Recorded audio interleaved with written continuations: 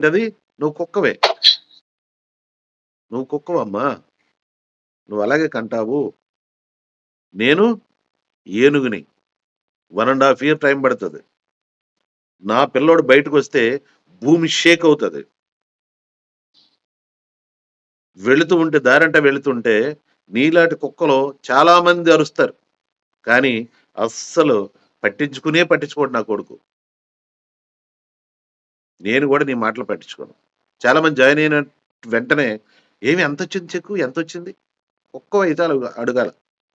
ఏనుగైతే అడగవు. ఏనుగైతే టీముని సంపాదించుకుంటారు. 1 ½ ఇయర్ జ్ఞానం నేర్చుకుంటారు.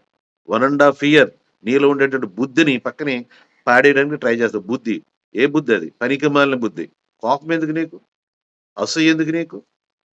సహనం లేదా? బుద్ధి మార్చుకోవడానికి 1 ½ ఇయర్ టైము తీసుకుంటది నెట్‌వర్క్. నీ టీమ్‌ని ప్రేమించలేకపోతున్నావా? మార్చుకో. లైఫ్‌ని మార్చుకో. లైఫ్‌ని మార్చుకోవాలనుకుంటే ప్రేమించడం మొదలుపెట్టు టీమ్‌ని.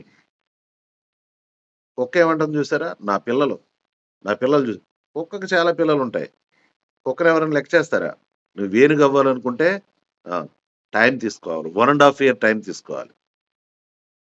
కాబట్టి ఏంటనంటే బుద్ధి మార్చుకోవడానికి 1 ½ ఇయర్ టైం పడతది. టీమ్‌ని పెంచుకోవడానికి 1 ½ ఇయర్ టైం పడతది. ఆప్యాయతగా ఉంటే మాత్రమే. లేపోతే సంవత్సరాలు గతించిపోతాయి. డబ్బులు రావు. రికగ్నైజేషన్ రాదు. స్టేజ్ నిన్ను ఆహ్వానించదు. మార్చుకో. మంచి జీవితం కోసం. ఎందుకనంటే నేను కొంచెం కఠినంగా మాట్లాడతాను. లేకపోతే ఆహ్, ఆహ్, ఆహ్, ఆహ్, సెట్ అవ్వదు. వాడిని పగబట్టి కొట్టాడండి పిల్లగాడిని. మొత్తం క్లాస్ అంతా గొడవగా ఉంది. గోలగా ఉంది. చాలా గొడవ పెట్టేసుకుంటున్నారు. చాలా గోల పెట్టేసుకుంటున్నారు.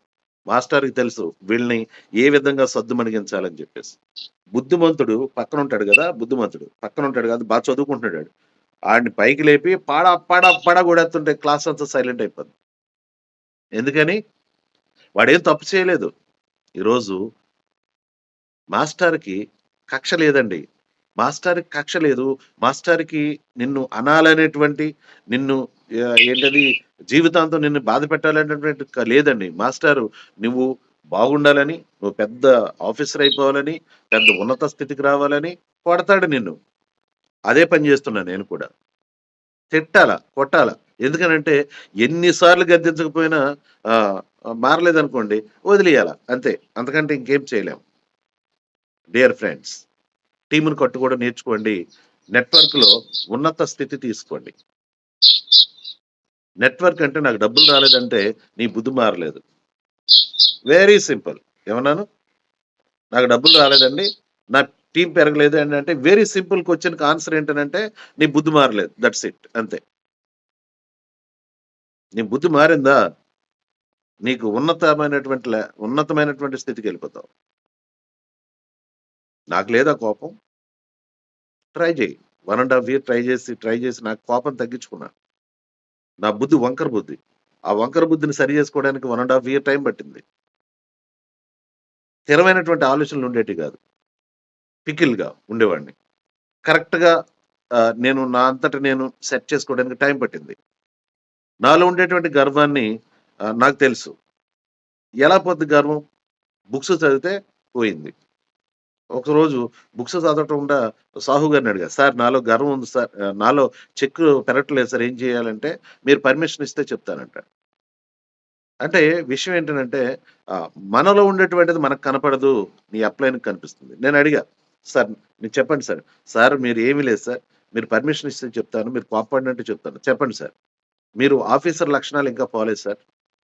మీలో ఆ గర్వం ఉంది సార్ తీసేయండి సార్. కరెక్టే గదా!